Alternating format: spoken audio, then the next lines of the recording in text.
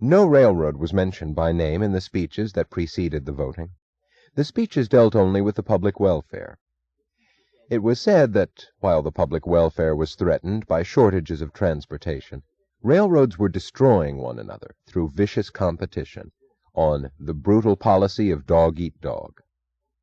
While there existed blighted areas where rail service had been discontinued, there existed at the same time large regions where 2 or more railroads were competing for a traffic barely sufficient for one.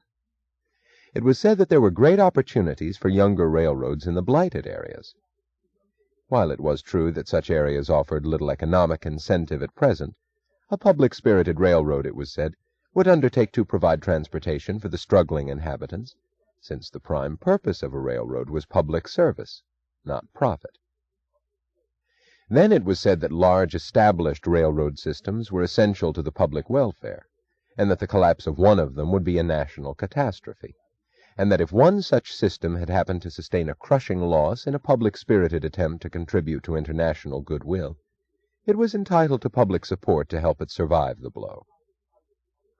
No railroad was mentioned by name, but when the chairman of the meeting raised his hand, as a solemn signal that they were about to vote, everybody looked at Dan Conway, president of the Phoenix Durango. There were only 5 dissenters who voted against it. Yet when the chairman announced that the measure had passed, there was no cheering, no sounds of approval, no movement. Nothing but a heavy silence. To the last minute, every one of them had hoped that someone would save them from it. The anti-dog-eat-dog rule was described as a measure of voluntary self-regulation, intended the better to enforce the laws long since passed by the country's legislature. The rule provided that the members of the National Alliance of Railroads were forbidden to engage in practices defined as destructive competition, that in regions declared to be restricted, no more than one railroad would be permitted to operate, that in such regions seniority belonged to the oldest railroad now operating there, and that the newcomers who had encroached unfairly upon its territory would suspend operations within 9 months after being so ordered, that the executive board of the National Alliance of Railroads was empowered to decide at its sole discretion which regions were to be restricted. When the meeting adjourned, the men hastened to leave. There were no private discussions, no friendly loitering. The great hall became deserted in an unusually short time. Nobody spoke to or looked at Dan Conway. In the lobby of the building, James Taggart met Orrin Boyle. They had made no appointment to meet, but Taggart saw a bulky figure outlined against a marble wall, and knew who it was before he saw the face. They approached each other, and Boyle said, his smile less soothing than usual, "I've delivered. Your turn now, Jimmy." "You didn't have to come here. Why did you?" said Taggart sullenly. "Oh, just for the fun of it," said Boyle.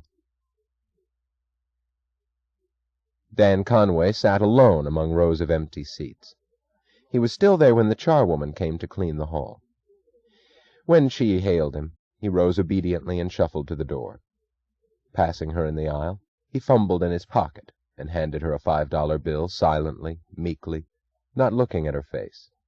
He did not seem to know what he was doing. He acted as if he thought that he was in some place where generosity demanded that he give a tip before leaving. Dagny was still at her desk when the door of her office flew open and James Taggart rushed in. It was the first time he had ever entered in such manner. His face looked feverish. She had not seen him since the nationalization of the San Sebastian line. He had not sought to discuss it with her, and she had said nothing about it. She had been proved right so eloquently, she had thought, that comments were unnecessary. A feeling which was part courtesy, part mercy, had stopped her from stating to him the conclusion to be drawn from the events. In all reason and justice, there was but one conclusion he could draw. She had heard about his speech to the board of directors. She had shrugged, contemptuously amused. If it served his purpose, whatever that was, to appropriate her achievements, then for his own advantage, if for no other reason, he would leave her free to achieve from now on. "So you think you're the only one who's doing anything for this railroad?" She looked at him bewildered. His voice was shrill. He stood in front of her desk, tense with excitement. "So you think that I've ruined the company, don't you?" he yelled. "And now you're the only one who can save us? Think I have no way to make up for the Mexican loss?" She asked slowly, "What do you want?" "I want to tell you some news. Do you remember the anti-dog-eat-dog proposal of the Railroad Alliance that I told you about months ago? You didn't like the idea. You didn't like it at all." "I remember. What about it?" "It has been passed." "What has been passed?" "The anti-dog-eat-dog rule, just a few minutes ago. At the meeting. 9 months from now, there's not going to be any Phoenix-Durango Railroad in Colorado." A glass ashtray crashed to the floor off the desk as she leaped to her feet. "You rotten bastards!" He stood motionless. He was smiling. She knew that she was shaking, open to him, without defense, and that this was the sight he enjoyed, but it did not matter to her. Then she saw his smile, and suddenly the blinding anger vanished. She felt nothing. She studied that smile with a cold, impersonal curiosity. They stood facing each other. He looked as if, for the first time, he was not afraid of her. He was gloating. The event meant something to him much beyond the destruction of a competitor. It was not a victory over Dan Conway, but over her. She did not know why, or in what manner, but she felt certain that he knew. For the flash of one instant, she thought that here, before her, in James Taggart, and in that which made him smile, was a secret she had never suspected, and it was crucially important that she learn to understand it. But the thought flashed and vanished. She whirled to the door of a closet and seized her coat. "Where are you going?" Taggart's voice had dropped. It sounded disappointed and faintly worried. She did not answer. She rushed out of the office. "Dan, you have to fight them. I'll help you. I'll fight for you with everything I've got." Dan Conway shook his head. He sat at his desk, the empty expanse of a faded blotter before him. One feeble lamp lighted in a corner of the room. Dagny had rushed straight to the city office of the Phoenix-Durango. Conway was there, and he still sat as she had found him. He had smiled at her entrance and said, "Funny, I thought you would come." His voice gentle, lifeless. They did not know each other well, but they had met a few times in Colorado. "No," he said. "It's no use." "Do you mean because of that alliance agreement that you signed? It won't hold.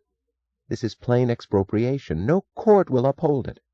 And if Jim tries to hide behind the usual looter's slogan of public welfare, I'll go on the stand and swear that Taggart Transcontinental can't handle the whole traffic of Colorado. And if any court rules against you, you can appeal and keep on appealing for the next 10 years. "Yes," he said. "I could. I'm not sure I'd win, but I could try, and I could hang on to the railroad for a few years longer, but no, it's not the legal points that I'm thinking about, one way or the other. It's not that." "What then?" "I don't want to fight it, Dagny." She looked at him incredulously. It was the one sentence which she felt sure he had never uttered before. A man could not reverse himself so late in life. Dan Conway was approaching 50. He had the square, stolid, stubborn face of a tough freight engineer rather than a company president, the face of a fighter, with a young, tanned skin and graying hair. He had taken over a shaky little railroad in Arizona, a road whose net revenue was less than that of a successful grocery store, and he had built it into the best railroad of the Southwest. He spoke little, seldom read books, had never gone to college. The whole sphere of human endeavors, with one exception, left him blankly indifferent. He had no touch of that which people called culture, but he knew railroads. "Why don't you want to fight?" "Because they had the right to do it." "Dan," she asked, "have you lost your mind?" "I've never gone back on my word in my life," he said tonelessly. "I don't care what the courts decide. I promise to obey the majority. I have to obey." Did you expect the majority to do this to you? No.